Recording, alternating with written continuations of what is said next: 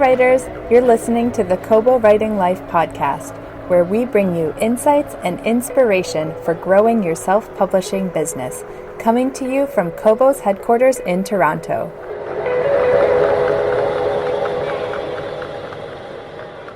Hey friends, welcome to the Kobo Writing Life podcast. I'm Chrissy. And I'm Stephanie. And we're coming to you from Toronto, Kobo's headquarters, where we had the great pleasure of giving a phone call to Lauren Blakely, a big-time, best-selling contemporary romance author. Steph's got the full bio, though. So if you don't know who Lauren Blakely is, she's a #1 New York Times bestselling author, she's a #1 Wall Street Journal bestselling author, and she has sold more than 2.5 million books. Whoa. And she's known for a contemporary romance style that's hot, sweet, and sexy.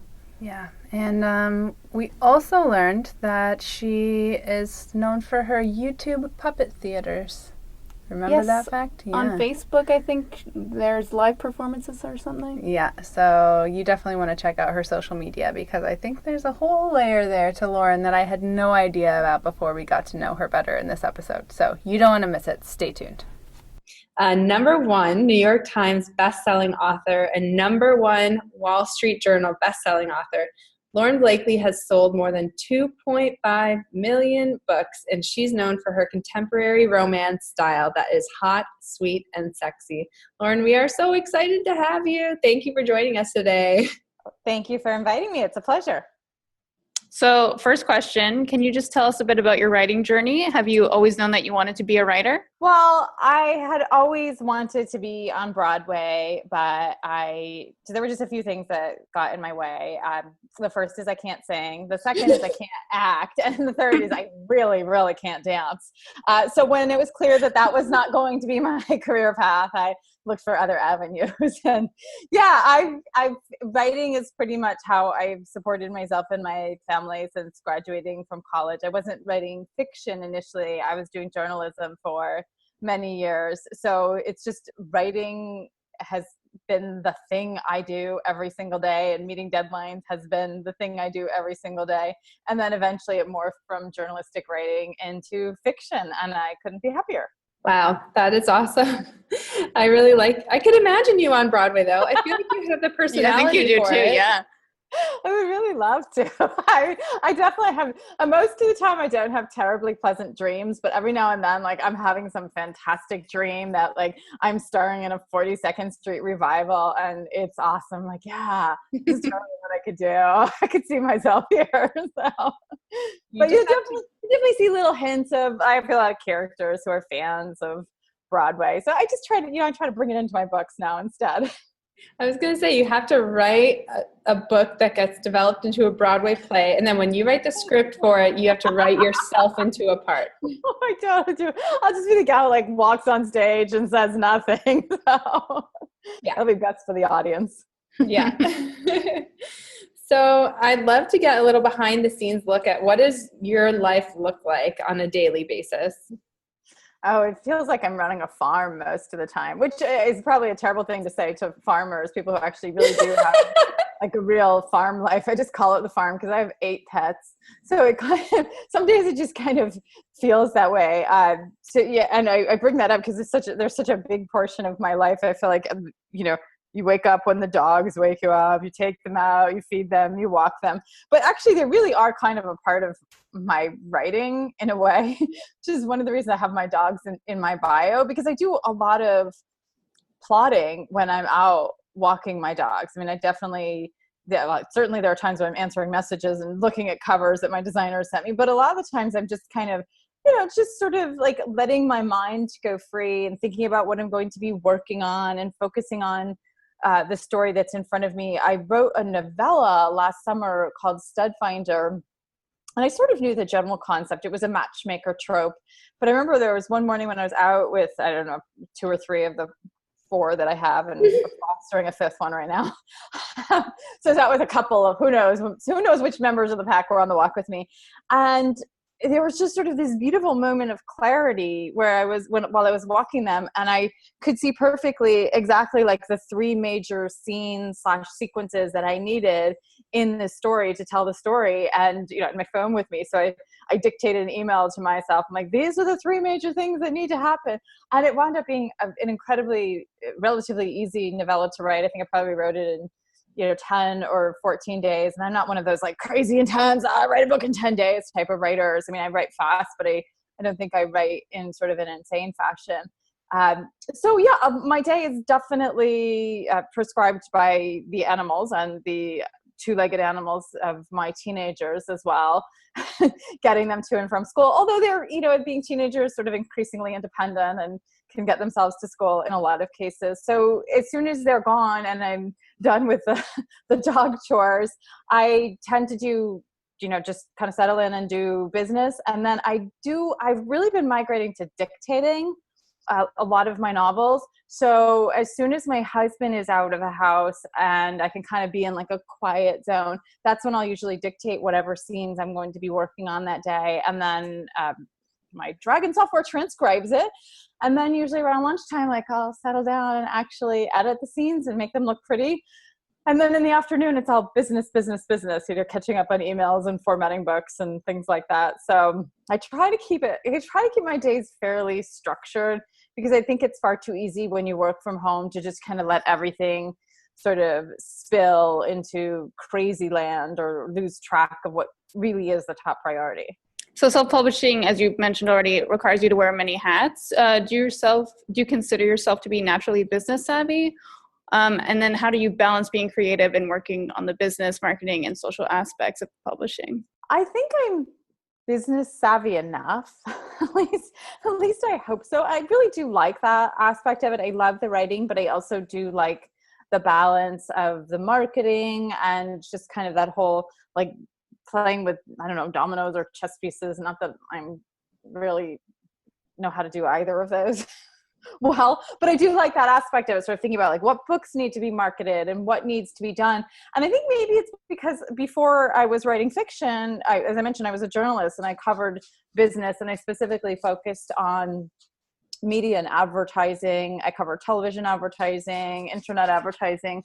And I think the things that I learned from doing interviews over the years with executives in those industries and from covering those about how to market and sort of how to structure and how to think about, a plan and branding, I think all of that has definitely helped so that I can put that into play with my books and try to think about, because one of the things that I often go back to when it comes to marketing my books is, what are you doing specifically to market a title, and what are you doing to market a brand, and at what point are you trying to reach a consumer? So when I think about trying to reach consumers, I'll often try to think about consumers as readers, sort of where they're at in the purchase funnel, if you will. Have they read me before? Have they picked up a freebie? Are they fans of romance? Are they Meredith Wild fans? Are they Vi Keelan fans? Are they Lauren Blakely fans yet? And I think a lot of what I learned from covering the marketing industries for so long is sort of hopefully there in the back of my head, and a lot of times hopefully in the front of my head too, as I'm thinking about how to market my books and how to position them. And when I was marketing my Big Rock series in particular, I really thought a lot about the branding and the things that I had learned from marketing executives and advertising executives over the years, just about the importance of branding. That it can't just be a one book to the next book to the next book type of thing, and that it's not just about, do your affiliate sales show every day that you spent $50 in ads and you sold that much worth of books, but rather what is the big picture of the Lauren Blakely brand or the Julia Kent brand or the Christine Reese brand, whoever it is. So those are the things that I've really tried to apply when I think about marketing and promotion of my books. Very cool. And when you're talking about all these different tasks that come along with running a business, at this moment, are you doing it all yourself, or do you have an assistant? Like, what does the business look like today? I do a lot of it, but I have a lot of people that I work with on a daily basis. I have a publicist. I work with Inkslinger PR, and she's kind of become the woman who runs it has kind of become much more than a publicist. She really is like my right-hand person, my business strategist. I mean, we talk about everything from which books of mine should be in BookBub. We had a conversation just last week about okay, what do the next few months look like on BookBub? What do the next few months look like in terms of the books that I have coming out, and which ones have we marketed recently? So which ones do we think would be appropriate for that? So we'll go through all of that and talk about how to market upcoming titles, but also like really when to start marketing them, when to talk about them. And that can be as simple as like dropping a little hint on Facebook that you're working on something, or should we go ahead and put it up for a long-term pre-order, or put it on Goodreads to kind of say, this is my title and I'm going to be working on it. And then I have an assistant who is handling most of my Facebook page on a daily basis, kind of day in and day out, keeping readers engaged. I mean, I'll post on there too, but she'll kind of manage a lot of the big picture of that so that I'm free to write. And then, I just have, I have somebody I work with on my newsletter, and and that's been a great thing. I started working with her in the last year, and she has such a wonderful project manager mind, a fantastic analytical mind. And I used to do my newsletter entirely myself, and she's made it look prettier. She's like, oh, I can format buttons. I mean, she can make buttons much better than I could ever make buttons, but that's nice. I mean, readers like seeing the buttons in the email, but she also really analyzes open rates and what people are responding to, and just making sure that everything is kind of happening there so that we're maximizing the resources that we already have. I have a large newsletter list, and I think the key, especially when it becomes large, is that you find smart ways to keep your open rate up. So she's done a lot of things like segmenting the different times and sending it out to different groups, and sort of, the first hour, it will go to this segment of my list. The second hour of a new release will go to this segment. And I think all of those things, it's really wonderful to have somebody else do it. Yes. Like, I gotta go write the books. So, and then my husband manages my website, and he does some other things as well. So, I mean, I'm still doing a lot of it, but I'm definitely able to lean on other people and farm out things that other people are much better at. That's awesome. And just quickly, is that his full-time job now? Like, are you the primary earner in the house? Well, I am, but he likes having some independence. So he actually has a few clients entirely on his own that he does social media for. As a couple, cool. Works for like a local brewery here in Northern California and does some social media for them. And he has a couple other clients that he handles work for. But he does a lot for me. He does a lot on Instagram. He does my Google ads. I know nothing about Google ads. I have no clue how to do that. He's been doing that for years. I mean, fortunately, he's in marketing and media as well. So he does all of my Google ads, and I have absolutely no idea how he figures that out. And it's just like this kind of amazing science unto itself. So, and he makes puppet videos for me. I started doing, when Big Rock came out 2 years ago, or 2.5 years ago, I started doing some videos to market it, just kind of some silly videos. And I don't know where the idea originally came from. I thought a puppet show would height of hilarity, right? Yeah. Like Naughty Books puppet show, let's do it. So I started doing these little puppet shows, and he's actually taken over the puppet troupe. I have farmed that out to my husband. He handles the puppets, he manages the puppets, he does the scripts for the puppets. My readers really like the puppets. Whenever I would go to a book signing, it was amazing how many people would ask me if there was another puppet show coming. I was like, oh my god. And the thing is, when you're doing a puppet show, I'll have to appear. I have to appear on screen at some point. Like, pop my head up, like, my book's coming out soon. You have to give me a book. So of course, you have to time it during the day. So I have makeup on. Does my hair look good? And all the other books and it winds up taking an hour or two out of your day. And I thought, you know what? He's really funny. He did one puppet show for me a year ago, and the ladies loved it. My readers went crazy. So Yep. So now he's in charge of the puppet shows.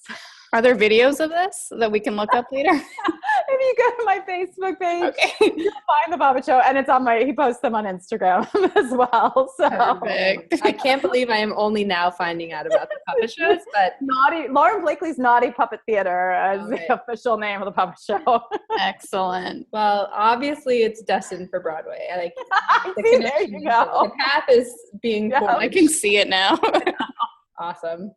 Just to switch gears a little bit. So why did you ultimately decide to write romance? It's very popular in the self-publishing world, but what did you love about this genre that made you want to write in it? I've always loved romance. I was that teenager that fell madly in love with Danielle Steele. I mean, one of my favorite books was Gone with the Wind. I remember being 11 and just, tearing through that, just loving all of it, but especially the romance. And then discovering Sidney Sheldon, like, oh my God, it was so like those just big sort of soapy, huge books from the 80s were fantastic. And Danielle Steele, and I remember one of the first books of hers that I read, I think it was The Ring. It was this married couple and, they were separated and there was some accident and then she had her face reconstructed. And there was a ring and then that was how they reunited. I was like, oh my God, this is so great. I ate that up. Absolutely loved all of Danielle Steele. So I think it was sort of always there in me, even when I ventured away and was doing more of the journalistic writing. And I tried my hand at young adult under another name. And I actually have several young adult novels published with New York publishers under another name, which I try not to connect because I sort of like to, as much as possible to keep them separate. But none of them earned out. None of them were terribly successful. They certainly weren't paying the bills. And it just seemed a natural time to say, okay, I'm not I'm not about to become the next John Green. Not that I wasn't attempting to be John Green, but it was clear that that it was after 5 books that was not going to be a profitable path for success. And I'd had this natural love of romance. Actually, before I had the YA novels published, I had tried writing chick lit. I would like in the mid 2000s with Emily Giffin and Jane Green. I love their books. They were just like, they were fantastic. And they probably spoke to that Danielle Steele heart inside of me, that had been unfulfilled for a while because we weren't seeing things that really kind of, touched on sort of the modern woman. And then chick lit came out and it was absolutely amazing. So I tried my hand at writing that and none of those were picked up by publishers, which is why I switched to YA. So I went in a kind of a roundabout way explaining that. And then when the YA was published, but not, breathtakingly successful, it's like, well, maybe I do need to go back to romance, which probably really is my true love. And I had a good friend who encouraged me and she said, you really need to think about self-publishing. I've said this before and you've been so tied to the big publishers, she said, you've always sort of thought that success had to come from a publisher. Like, oh God, I did. I'm so embarrassed. I thought that. I did probably think that in 2010 and 2011. And she really sort of opened my eyes and helped me to see that there were incredible opportunities in self-publishing. So I took that very first chick lit manuscript and read a few popular romance novels. I read Bared to You by Sylvia Day, read Michelle Layton. And my first book, Caught Up in Us, bears no resemblance to Bared to You. I mean, that's like this, angsty, erotic, very dominant alpha male romance. Yeah. But even so, I could see that there was a certain freedom in being able to write about romance and women's sexuality. And what I did was I took kind of the structure and the basis of my first unpublished chick lit manuscript and I ripped out probably about 90% of it, but, kept in like some of the banter and the dialogue that I really liked, kept in the characters' names. And I'm like, okay, let's see what happens. And a month later, I had Caught Up in Us, and it's like, okay, let's put this out there. And it hit the New York Times and USA Today, 3rd week after publication. So I thought, okay, I'll keep writing. I'll keep doing this. But that was a different era. I mean, I published it in January 2013. And to be honest, that was when you could, I didn't hit it the first week. I wound up doing a 99-cent sale the 3rd week of publication, which is not necessarily a great business move, but whatever, you sort of tried those things then, right? And it was one of those times when you didn't need a book club. Sometimes books could just take off completely on their own with a 99-cent sale. And that was what happened. It was one of those freak things where I go, oh my gosh, I sold 10,000 copies in a week. That's so strange. But I got enough attention. So enough people picked it up that I could keep writing. I love that. I love that a lot. Can you say who that friend was? Was it one of like the original self-publishers? She's not actually a writer. She's oh my gosh, the business consultant. That's she's amazing. She's a business consultant, she worked for hedge fund companies and did, research for them, finding out which industries were hot and, covered all sorts of different things in retail. So wasn't even connected to publishing at all. Just a really savvy business mind person. Seriously. So, good friend to have. She knew it was up. Yeah. Exactly. Well, on a similar note, you've mentioned a lot of really awesome authors who you've either read or just know in the community. Were there any who were mentors to you when you were kind of getting going or along the way, like that now you look to for innovative ideas? I remember when I first started, Kristen Proby had published Come Away With Me, and that was one of the first self-published books that I had read. So I remember sort of discovering her and having this real curiosity. Okay, how is this book number 70 in the Kindle store? And like, what is going on? And sort of trying to understand that. And, we connected and became friends and did some promotions together, that first year, and certainly over the years have stayed in touch. Monica Murphy was publishing at the same time. She had put out her 1 Week Girlfriend series, which I just thought was fantastic.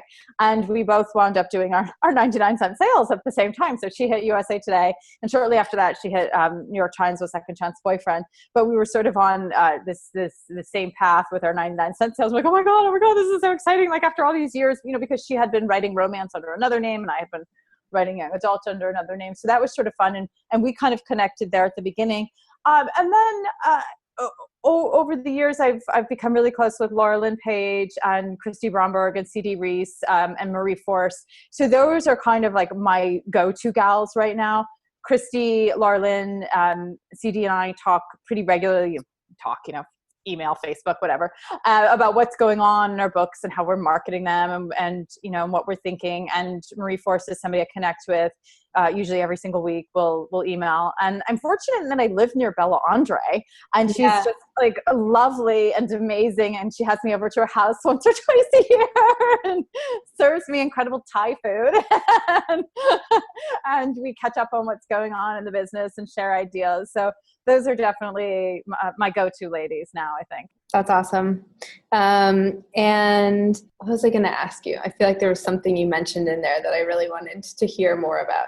I guess I wanted to know, like, how do you have the energy to keep sustaining your writing? I know you said you've been a career writer, but like in this indie trajectory now, like 6-7 years in, some people are like losing energy and dropping off. Like, what feels exciting to like keep you motivated on this path? It's interesting you say that, because that's Laura Lynn Page and I talk frequently about that. We'll talk about sort of who was a rising star in 2014 and who we never hear from anymore. And now there are these new rising stars or whatever it is, just sort of the very cyclical nature of the business and what it takes to have some staying power and to still be around.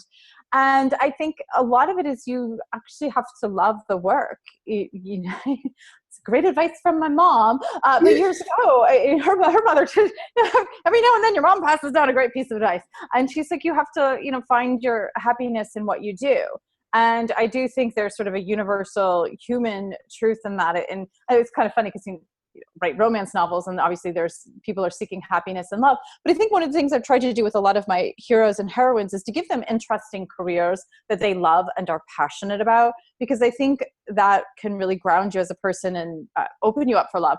And I guess for me, I feel like I have that career now and that passion that I love. And there might be a time when I say, okay, I don't really have any more stories, and it's a good thing I wrote 50 books already, but I'm not there yet. And I think that's because like romance really feeds me and it fuels me. And this is the genre I think that I was meant to be writing in. I think sort of all of the other paths that I've taken have prepared me for this, and it's kind of cheesy in some ways, but I think the journalistic writing taught me discipline and rigor and hitting daily deadlines. It also taught me that writing is like construction. It's like building a house. It's not necessarily this precious thing that we have to treat like this magical special source of inspiration that's, coming down from, the stars or the clouds or whatever it is. It is getting out every single day and getting the hammer and the nails and building the house. And that's, I think, what I see myself as. I'm like, I'm, craftsman. I'm building houses, and I've built 50 houses, and, maybe I'll build 50 more. And because that's what I do, and that's what I like doing every single day. And I just feel fortunate that I'm able to do it. So yeah, I hope that I can continue to be one of those career writers that we're talking in 5 years. So I just want to talk about your Big Rock series for a second. I don't know if you've seen this on the internet, but there's on the Twitter, there's people talking about, if I was a male writer, they'd write me this way. Have you seen that?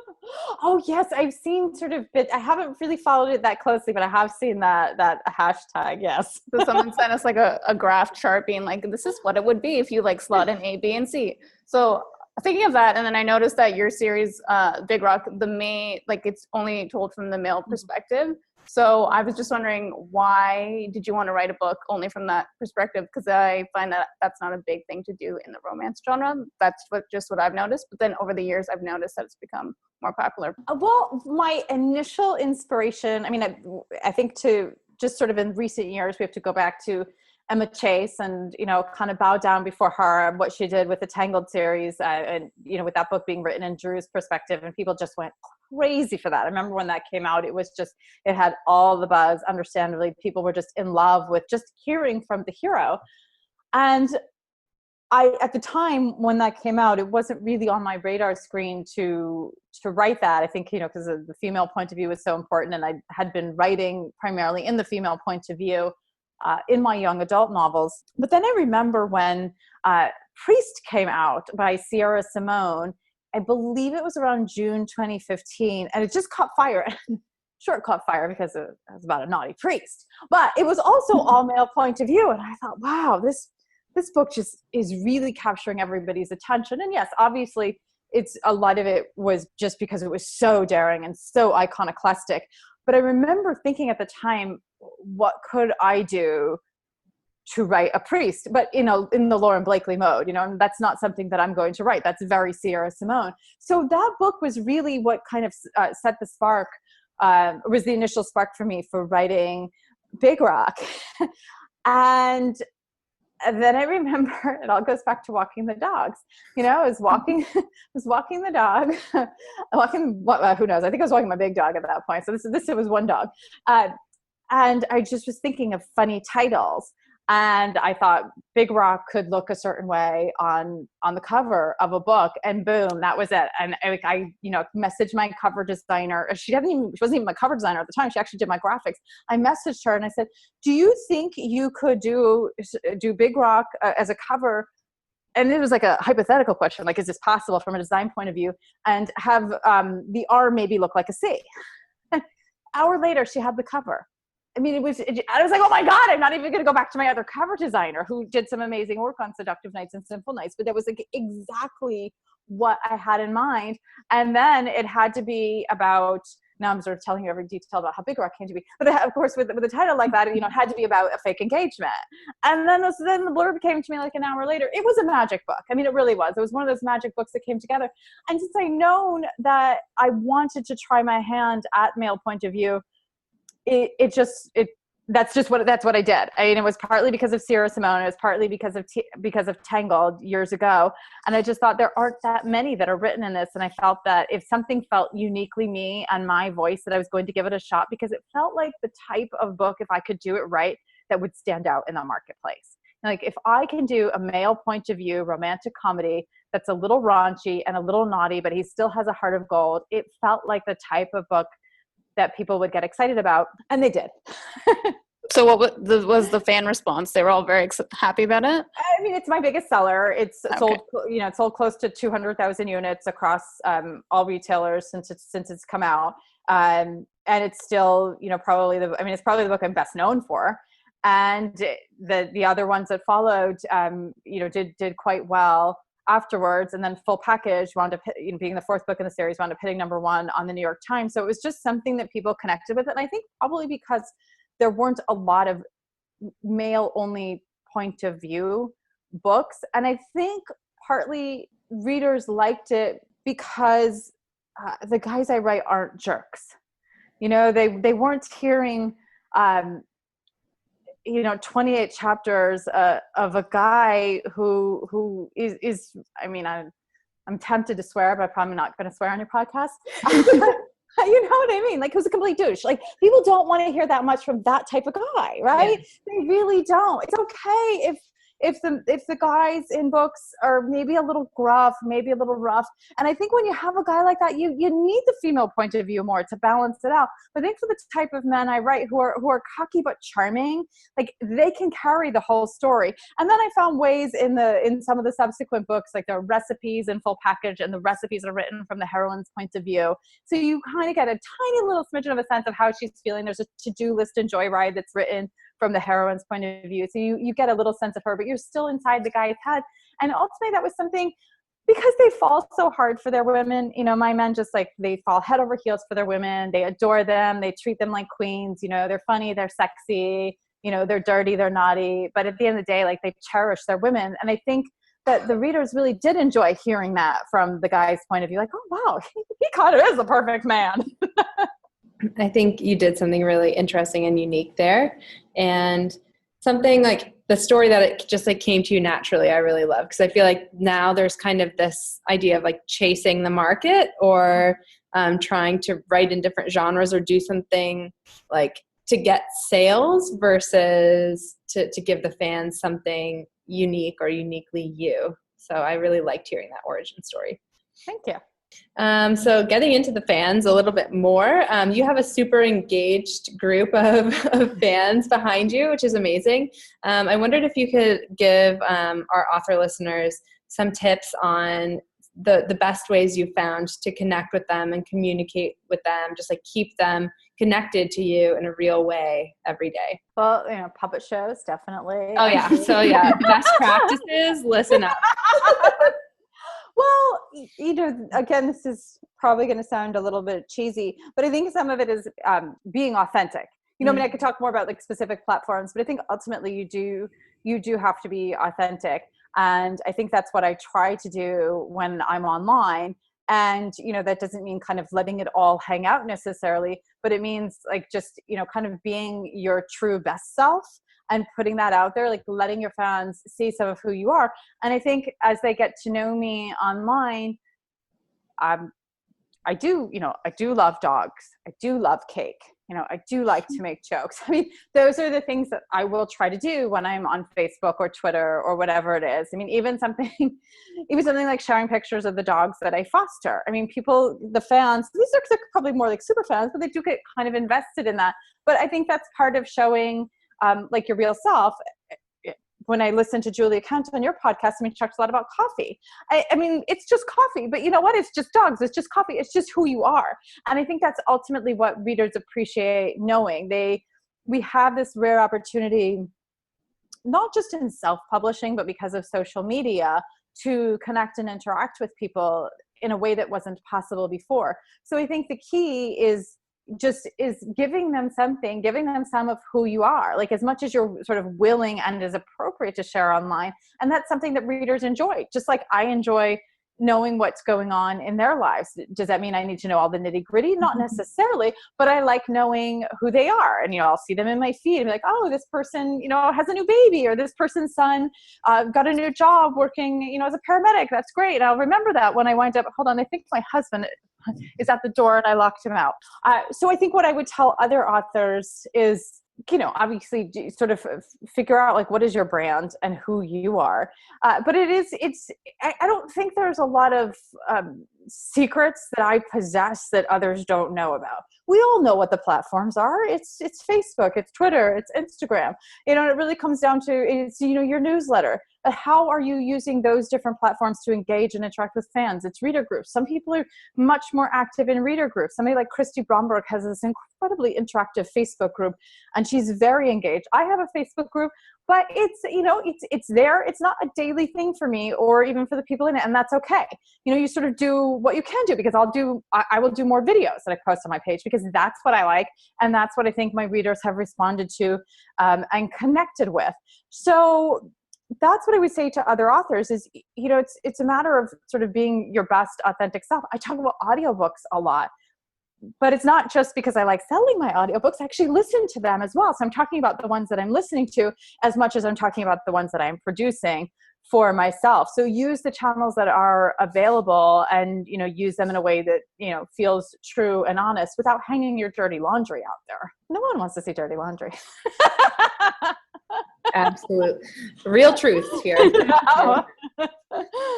So are there any mistakes you've made or advice you wish you had heard when you first started self-publishing? You know, I thought about that question when you sent it over to me, and, you know, we don't really like to admit our mistakes, right? But I do think those are our greatest learning opportunities.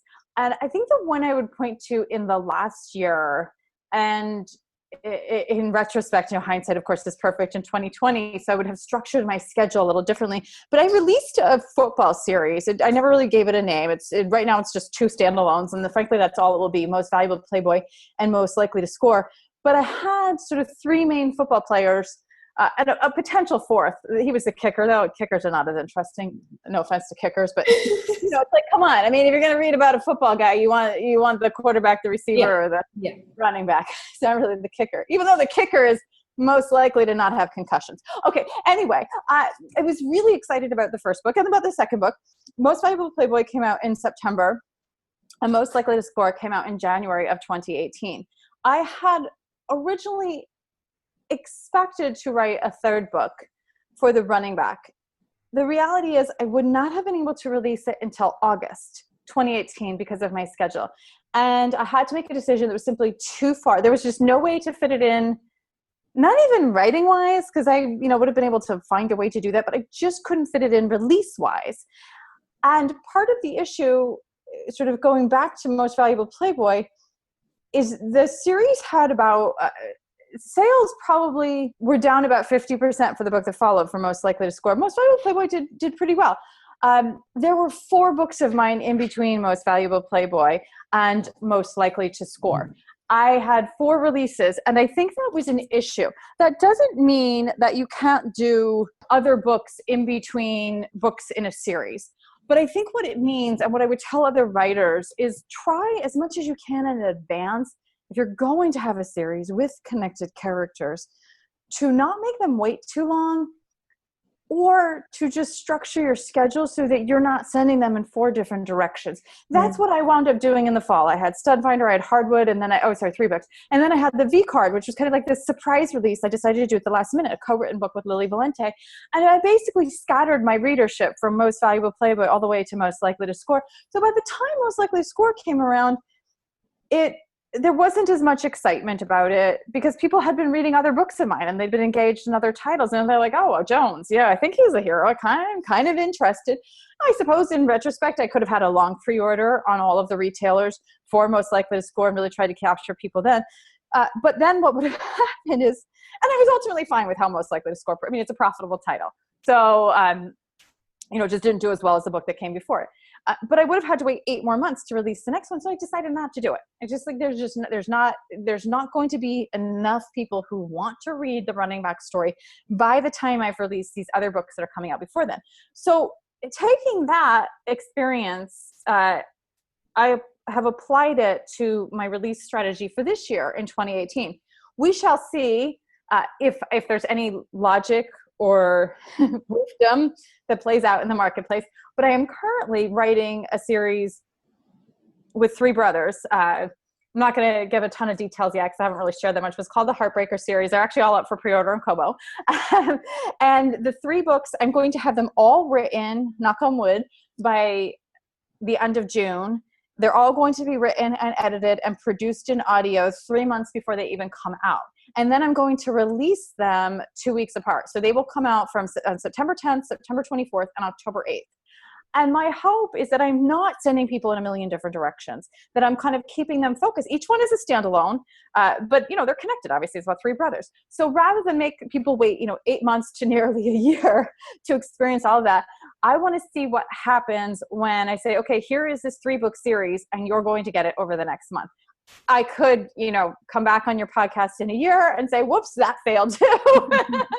But that's what I'm going to see. I'm going to see if that works. I'm going to see if that helps kind of keep people more tightly focused on these characters, because I don't write cliffhangers. I don't write the same couple over 3 books. That doesn't interest me as a writer, and I can't really foresee anything in the right now where I would do a book series like that.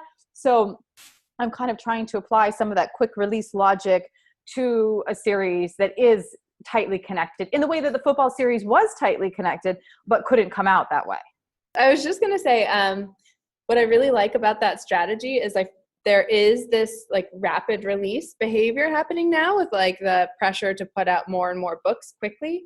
But I like that you are able to do it so far in advance that you're kind of bringing together the best of both worlds with all of your experience and getting all of your editing and your audio and lining up all of these things with a plan. Who knows how it's actually going to go, but you're kind of taking advantage of the best of both of 2 strategies in a way. That's really what I tried to do. I watched how successful Meghan March was in the fall with releasing Sinful Empire, Defiant Queen, totally spacing, I forgot, on the Ruthless King, the first book in the series. And I thought, I'm not going to be the cliffhanger queen like that, but what can I potentially learn from what she did? And can I kind of make a hybrid strategy for my standalone? So yeah, we'll see. We'll see what happens in September. But I'm excited about writing it. The first one is finished and is with my editor right now, and I've just begun the second one. And it's kind of freeing in a way to have structured my schedule and to have gotten ahead in the last year so that I can structure my schedule to write these 3 books, one right after the other. I mean, with other series I've done in the past, like the Sinful Night series, that came out over the course of the year. That was 4 books, and that was a murder mystery that went through all 4 titles. And I had other books in between. So you kind of take things that you've learned over the years and you get to a point in your career where okay, I'm ahead, yay. So now I can do things this way, and I can really focus on these 3 titles. And it's nice to just move straight keep my brain in that world for 3 books before I have to switch. Yeah, that's really exciting. I'll be excited to see those when they come out. And see how it works out. Maybe it'll be a huge success. We'll cross our fingers for you. So then one question, it might be hard for you, is for anyone new to romance, do you have any good starter romance recommendations, or maybe some titles from your own personal catalog that you like to say, you should start with this to get a feel for what I write? Well, I would probably say if somebody's new to me, Big Rock is a great place to start, because that's, that there are many books that follow it, and it gives people sort of a sense of the type of books that I've been doing since then. I mean, my career in some ways is kind of like pre and post Big Rock, because prior to Big Rock, I was a little bit more of sort of slightly racier romance with, a little bit more of maybe sort of not necessarily dangerous themes, but there were little hints of suspense. I mean, Sinful Nights was definitely a suspense series. Seductive Nights was written in the 3rd person. So sort of the books I've done from Big Rock on, whether it's part of that series or things like the Knocked Up Plan that are standalones, definitely have more of that sort of lighter romantic comedy bent. So I would say that's a good one to start. And if somebody wants to do a point of view book, the Knocked Up Plan is a great one to start with. You get babies and emotions and humor and sexy times. So that's always fun. And then in terms of other writers, I'm just a huge Christina Lauren fan. I love her books. And what I try to do, I haven't even finished the Beautiful series, but it's purposeful. I came in, I think I started with Beautiful Player, and then I read Beautiful Stranger. And then I went back and read some of the others, and I've done all of the Wild seasons, and I've read Roomies. I'm saving the Beautiful Secret and the last one. So I kind of dole them out like one a year because I would love her so much. And I hate the idea that at some point I might have finished all of the Christina Lauren books. So I really pace myself on her titles. So I still have 2 of those, and it's like I'm going to read it probably around November. That's like when I'll get to Beautiful Secret, and then I'll listen to it on audio as well, because that's I with hers I sort of double up. because I love her books so much. I love Serena Bowen. I think she is fantastic. I read Brooklyn Air recently. Big fan. She's great. She is so wonderful. That's like one of my favorite billionaire books. I love that he's like the hot nerd billionaire. And I'm listening to Bittersweet in audio right now and really enjoy. And Him that she wrote with Al Kennedy is just, it's like so many people's favorite book, right? I mean, when that book won the Rita, you're like, yes, that's such a good story. I read it, listened to it. And I think a lot of authors are just huge Sally Thorne fans. She wrote The Hating Game, and I love her.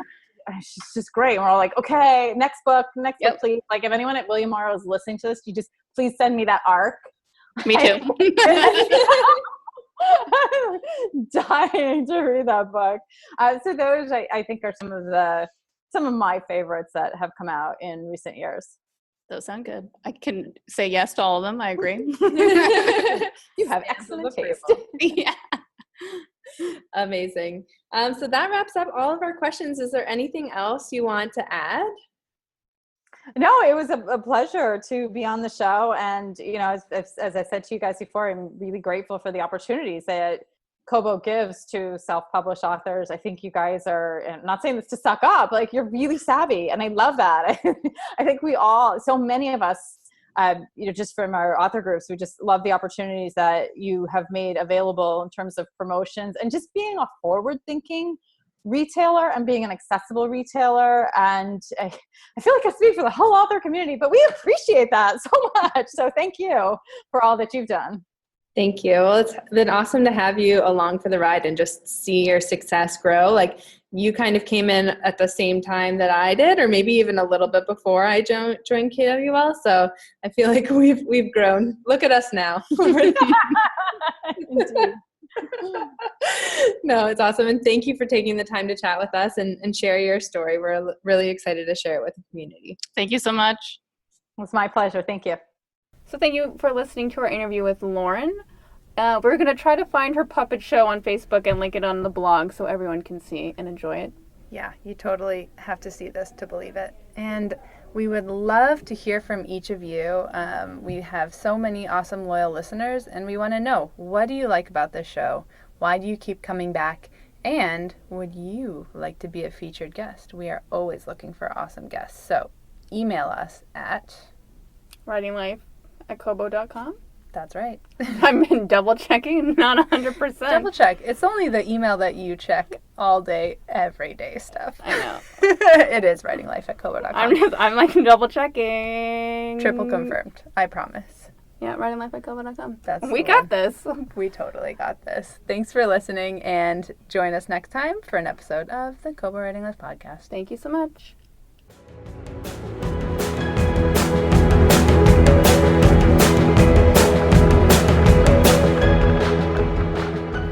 Thank you for listening to the Kobo Writing Life podcast, where we provide insights and stories from leaders and experimenters in the world of self-publishing. If you want even more information about growing your Kobo sales, check out our blog or find us on social. And if you're just finding us and ready to start your self-publishing journey today, sign up for free at kobo.com/writinglife. Until next time, happy writing!